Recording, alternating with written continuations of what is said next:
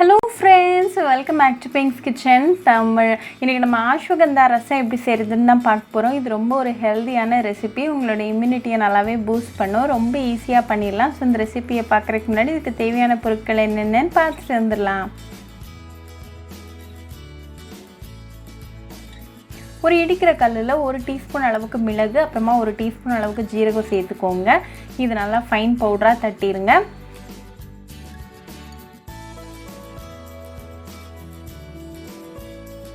இது கூட ஒரு 10 பல்லு பூண்டு, கொஞ்சமாக கருவேப்பிலை இலைகள், அப்புறமா 1 பச்சை மிளகாய் சேர்த்துக்கோங்க.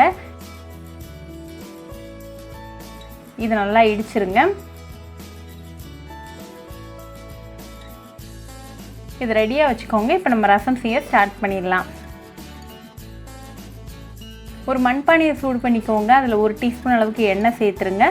எண்ணெய் நல்லா காஞ்சதும் ஒரு 1/4 டீஸ்பூன் அளவுக்கு வெந்தயம், 1/4 டீஸ்பூன் ஜீரகம், 2 காஞ்ச மிளகாய், கொஞ்சமாக கருவேப்பிலை இலைகள், 1 சிட்டிகை பெருங்காயத்தூள், 1 ஆஷ்வகந்தா ஸ்டிக் சேர்த்துக்கோங்க.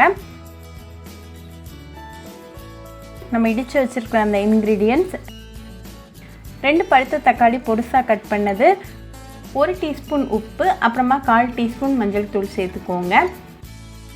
இதை நல்லா மிக்ஸ் பண்ணிக்கோங்க. தக்காளி நல்லா மசிஞ்சு குக் ஆகிற வரைக்கும் நல்லா கலந்து விட்டுருங்க.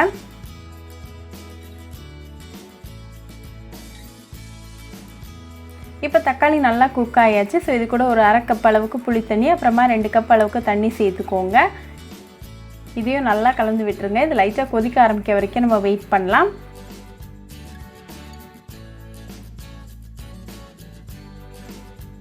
இது லைட்டாக கொதிக்க ஆரம்பிச்சதும் கொஞ்சமாக கொத்தமல்லி இலைகளை தூவிட்டு ஃப்ளேம் ஆஃப் பண்ணிடுங்க. இப்போ நமக்கு டெலிஷியஸான ஆஷ்வகந்தா ரசம் சூப்பராக ரெடி ஆகியாச்சு. இதை கொஞ்சமாக சாதம் கூட சர்வ் பண்ணி உங்கள் ஃபேமிலி அண்ட் ஃப்ரெண்ட்ஸ் கூட என்ஜாய் பண்ணுங்கள். ரொம்பவே ஹெல்தி அண்ட் டெஃபினட்டாக ஒரு இம்யூனிட்டி பூஸ்ட் பண்ணக்கூடிய ஒரு ரெசிபி. ஸோ கண்டிப்பாக இந்த ஆஷ்வகந்தா ரசம் ரெசிபியும் உங்கள் வீட்டில் ட்ரை பண்ணி பாருங்கள். ட்ரை பண்ணிவிட்டு எப்படி இருந்துச்சுன்னு எனக்கு கமெண்ட்ஸில் சொல்லுங்கள். ஒரு சூப்பரான ரெசிபியோட உங்களை பார்க்குற வரைக்கும் பாய் ஃப்ரெண்ட்ஸ். உங்களுக்கு இந்த வீடியோ பிடிச்சிருந்தா லைக் பண்ணுங்கள், ஷேர் பண்ணுங்கள், கமெண்ட் பண்ணுங்கள் அண்ட் மறக்காமல் சப்ஸ்கிரைபும் பண்ணிடுங்க. கூடவே பக்கத்தில் இருக்க பெல் ஐக்கானையும் கிளிக் பண்ணிக்கோங்க. அப்போ தான் நான் போடுற வீடியோஸ் எல்லாம் உங்கள் நோட்டிஃபிகேஷனில் வரும். உங்களுக்கு ரெசிபிஸ் இங்கிலீஷில் பார்க்கணுன்னா பிங்க்ஸ் கிச்சன் சேனலை பாருங்கள். சேனலோட லிங்க் நான் அந்த டிஸ்கிரிப்ஷன் பாக்ஸில் கொடுக்குறேன். மறக்காமல் செக் பண்ணுங்கள். இன்னொரு இன்ட்ரெஸ்டிங்கான ரெசிபியோடு உங்களை பார்க்குற வரைக்கும் பாய் ஃப்ரெண்ட்ஸ்.